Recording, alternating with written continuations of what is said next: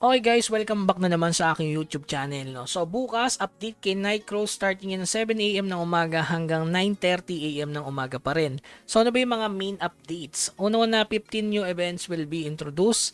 Pangalawa, new epic accessory added. So regarding dito, meron akong nakita.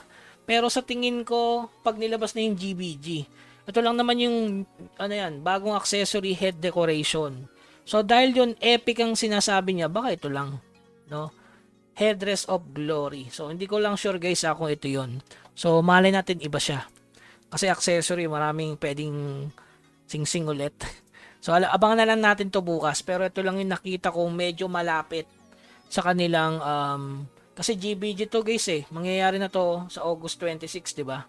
Tama ba? August 26, tama. So, baka yan nga yun mga bossing.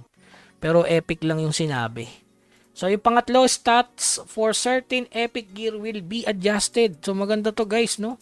Lalo sa mga tier 3 ata to. Sana sa tier 2 meron, tsaka tier 1. Tapos pang-apat, World Dungeon Season 24 will commence. Yung World Dungeon guys, no, hindi nakasabay nung pag-reset ng Valor Coin, no? Tsaka Tower of Trial Season 10 will commence. So, simulan na natin dyan yung 15 new events. Siyempre, una-una, check-in event muna tayo. Siyempre, 7 days.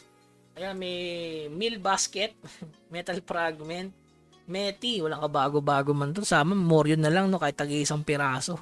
So, mission completion, ito, medyo maganda dito, guys. Siyempre, may splendid Asian coin. So, ibig sabihin, mabibili nyo na, guys, yung inaasam nyo na 4 na curses. So, sakto na siya, guys. Ayan, no. So, meron dito, isa pa, bali 4, 3. So, yun, sakto, 3 yung kulang, di ba? So, talagang, pinapatapos ni Nightcrow yung mga libre.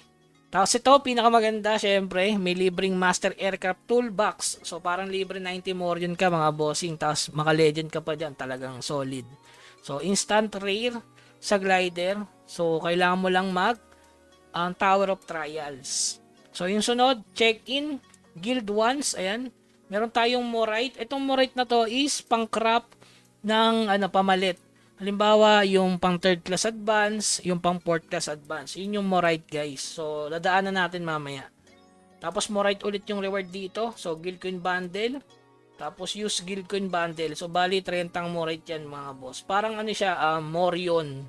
Pamalit sa Morion. Tapos, syempre, Mount Event na may die event guys. Napaka-solid. Yan, Mount Event at may die.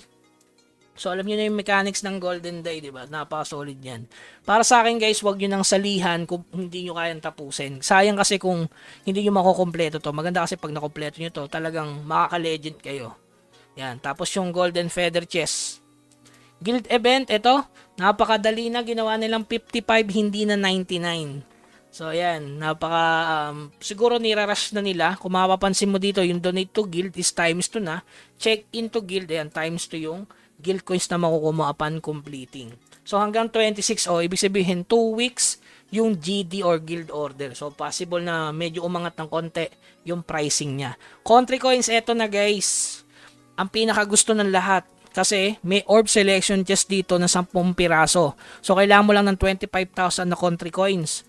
So ibig sabihin yung mga alt mo na merong 20 o 32 pieces na orb selection, possible na ma-try mo yung legend. Pero unahin nyo muna mag-level 5 transcend ng mount or ng weapon style. Ang ganda ng event guys. So gumasos pa ako dito para bumili ng, di ba? Biglang siningit pag last minute. So maganda rin salihan to kasi para sa susunod na event. Sa tingin ko parang na yan, every month yung Sureball Legend. No, kailangan nga lang ng maraming Morion. So ayan, Country Coins event hanggang August 26. So yung huli, syempre yung die event. Alam naman natin yung mechanics nito. As long na nakakasali ka sa mission completion, yun na yun. Okay? So, may sisingit lang tayo guys regarding dun sa Ravium. So, hindi ko alam, baka mag-double reset to. Check nyo na lang. So, yung Ravium, dati alas 12 ng madaling araw. Ngayon, alas 12 na ng tanghali ang kanyang reset. So, same mechanics. Hindi ba lang yung oras siguro para hindi mapuyat. Siyempre ako, puyat ako dyan. Tapos ito, ginawa ng alas 12. So, good thing ba yan para sa inyo? Para hindi na mapuyat. Baka mag-double guys Siyempre mamaya reset tapos alas 12 reset ulit. Okay. So yun lamang guys. Keep grinding. Huwag kalimutan mag-subscribe sa ating channel para sa iba pang update. Hanggang sa muli. paalam.